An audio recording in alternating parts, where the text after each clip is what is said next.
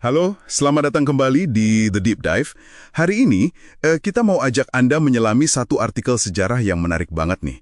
Kita bakal lihat gimana pernikahan Putri Juliana dari Belanda tahun 1937 itu ternyata bisa bikin heboh. Bukan cuma di Eropa, tapi sampai ke pelosok Hindia Belanda loh, khususnya di Pandeglang.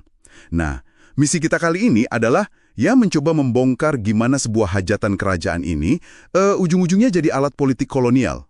Dan yang menarik, meninggalkan jejak yang cukup mengejutkan. Sumber kita ini bilang, pernikahan ini sampai, kutipannya nih, bikin repot seluruh negeri koloni.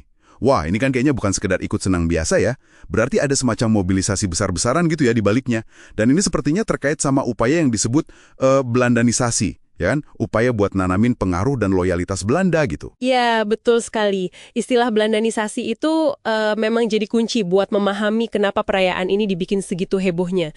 Jadi buat pemerintah kolonial waktu itu, momen pernikahan ini kayak panggung besar lah. Buat apa? Ya buat pamer kekuasaan mereka, terus juga buat nuntut bukti kesetiaan. Dari siapa? Ya dari pejabat lokal, dari rakyat juga.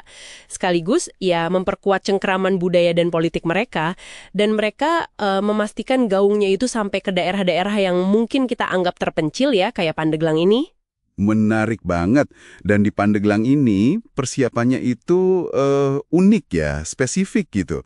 Sumber ini nyebutin dari September 1936 aja udah sibuk nyiapin. Puncaknya itu mereka sampai bikin namanya tugu peringatan. Tingginya 4 meter. Ditaruh di halaman pendopo, ada gambar Putri Juliana sama Pangeran Bernard lagi. Ini rasanya bukan sekedar hiasan pesta aja ya, kayak penanda fisik kekuasaan Belanda yang dibikin permanen gitu. Betul, tuh. Pembangunan tugu itu simbolismenya kuat sekali. Bahkan ya, pas peresmiannya itu, artikel ini cerita suasananya lagi hujan deras. Tapi upacara buka tirai tugunya itu tetap jalan terus. Yang mimpin Bupati Jumhawan Wiryaatmaja sama Nyonya Asisten Residen. Ini nunjukin banget gimana kakunya protokol kolonial saat itu. Harus jalan terus. Sekaligus ya tekanan buat pejabat lokalnya kan, harus sukses acaranya, apapun kondisinya. Wah, kebayang ya repotnya. Nah, setelah seremoni yang basa-basaan itu, ada hiburan gratis nih buat rakyat. Pemutaran layar tancap, bioskop keliling itu loh. Coba deh Anda bayangin, tahun 1937 di Pandeglang ada bioskop gratis di halaman pendopo.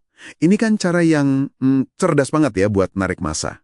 Sekaligus ya, ngebungkus agenda kolonial pakai hiburan. Sangat efektif. Itu taktik yang jitu buat meraih simpati massa. Dan bukan cuma layar tancap aja, ada juga karnaval kendaraan hias, terus arak-arakan seharian penuh. Lalu yang juga penting nih, ada obade. Itu ratusan pelajar sekolah pada nyanyi di alun-alun. Aubade ya? Ya. Ratusan pelajar. Wah, ramai sekali dong. Iya, rame. Dan pelibatan pelajar secara massal ini bukan cuma buat meramaikan acara aja loh. Sistem pendidikan kolonial itu kan seringkali jadi corong sosialisasi politik. Jadi ini cara nanamin loyalitas ke Belanda sejak dini, lewat partisipasi di acara-acara kayak gini. Oke. Jadi pendidikan juga dipakai ya. Terus ada lagi nih, elemen visual yang paling mencolok mungkin ya. Gapura besar di alun-alun.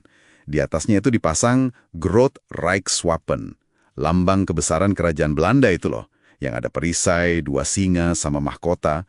Wah, simbol kekuasaan yang dipajang terang-terangan ya di jantung kota. Nah, dari gapura inilah kita sampai ke bagian yang menurut saya paling ironis dan ya mengejutkan dari artikel ini. Ternyata desain gapura kolonial itu yang dibikin buat merayakan pernikahan Putri Juliana itu kemudian diadopsi. Jadi apa?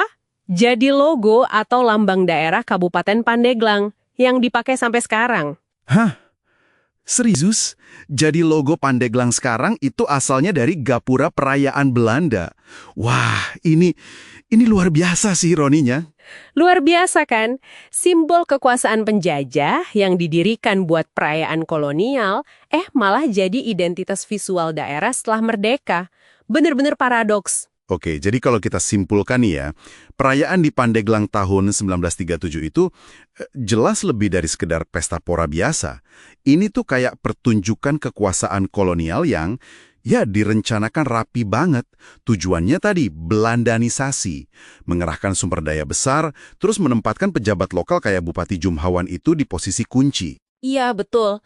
Dan warisan yang paling nyata, sekaligus paling ironis ya, itu tadi, logo Kabupaten Pandeglang. Itu jadi semacam bukti bisu ya, gimana sejarah kolonial itu bisa terus hidup, menyatu dengan identitas kita di masa kini. Kadang-kadang kita nggak sadar loh asal-usulnya. Ini nunjukin betapa dalam dan kompleksnya warisan kolonialisme itu. Wah, ini benar-benar bikin kita mikir ya.